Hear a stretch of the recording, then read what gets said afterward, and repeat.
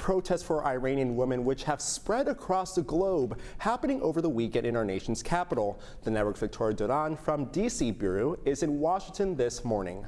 Demonstrators have been gathering here in Washington, D.C. and in other cities across the globe to protest the recent death in Iran of Masha Amini, who was arrested for not wearing a hijab or head covering and whose family says was tortured and murdered by Iranian authorities.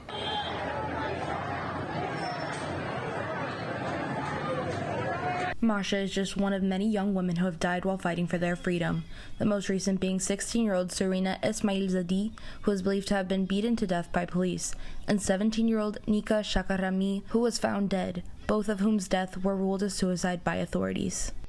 Amini's death has sparked a women's uprising in Iran and around the world, with protests occurring even here in D.C.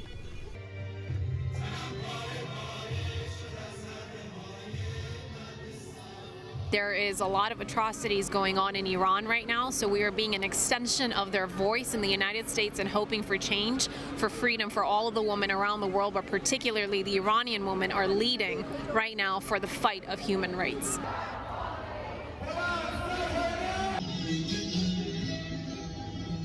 They are fighting for freedom. We've lost so many young people in the past few weeks, just because they wanted freedom and basic human rights, and they've been killed by the government.